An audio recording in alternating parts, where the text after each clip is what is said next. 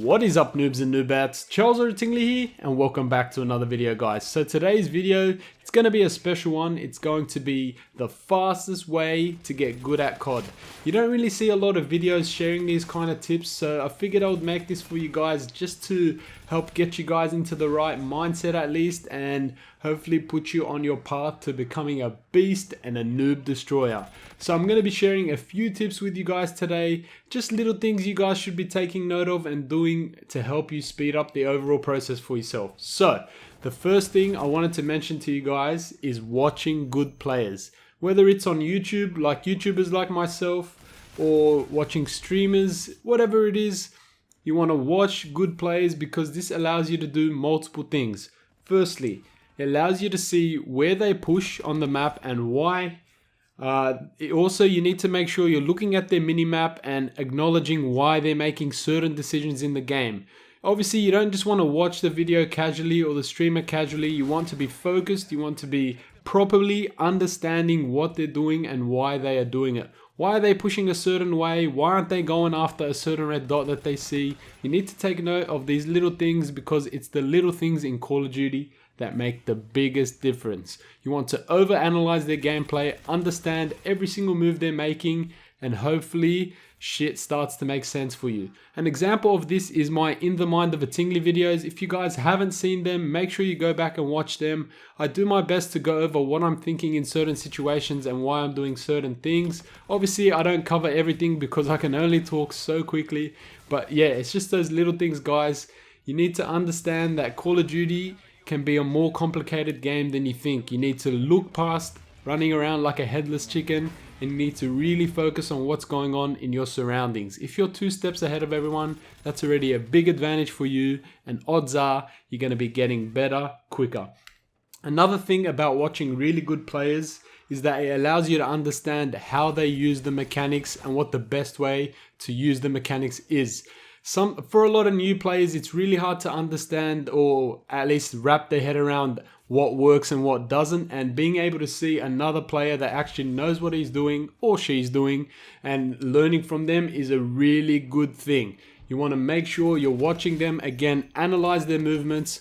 Why are they sliding in certain situations and not in other situations? Why are they flying around corners? What is the reason for this shit? There's always a reason for something, guys.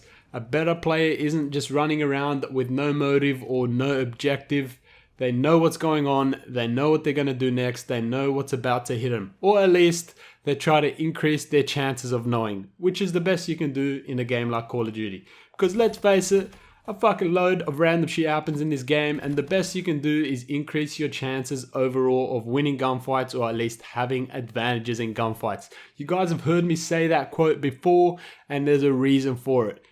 Call of Duty is all about luck, and being able to increase your luck is the best thing you can do. So that's the first thing I wanted to mention. Make sure you're watching good players and analyzing their movements, the way they push around, the way they direct their aim, and try to understand why by really focusing on what's going on. And the next thing I wanted to mention, and this may be a tough pill to swallow for some of you guys, and that is to stop rage quitting against tryhards or good players. I know how fucking annoying it can be, guys, when you're versing 2 or 3 players that are just flying around everywhere, jump shotting or drop shotting in every single gunfight, and always using the most OP weapons. Yes, it fucking sucks. But if you're someone that's trying to get good at Call of Duty, you want to make sure you stay versing these guys, and here is why. If you're always just versing noobier players, then you can just run around recklessly and you won't really be penalized for your actions.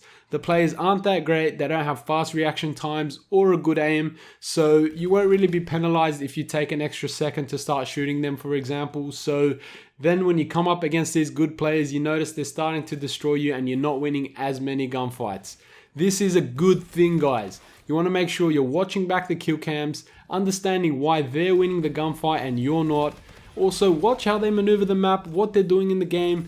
You want to make sure you're trying to soak in as much information as possible. Swallow your pride, acknowledge the fact that there's better players out there, and learn from them, guys. You want to make sure you're always trying to learn. Every single game you play, try to learn something new, try to understand what works and what doesn't, and see what is going to make you a better player.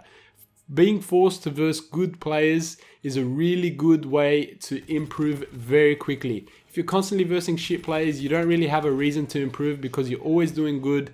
Whereas if you're versing these good players, getting destroyed, understanding why you're getting destroyed, and then implementing some of these techniques, then odds are you're gonna become a motherfucking beast. Like your boy, Atingleee man. Hopefully you guys did enjoy these tips and the Mauler nuclear in the background. Let me know if you have any questions or if you think I missed anything. Also, if you found this useful or if you love Atingleee, make sure you hit that like button, guys. There's going to be some more tip videos coming up in the near future as well as some gameplays, so look forward to that shit, man. Either way, that's pretty much it for this gameplay. Again, hopefully you enjoyed. I'll catch you all in the next one. Until next time. Peace out, noobs.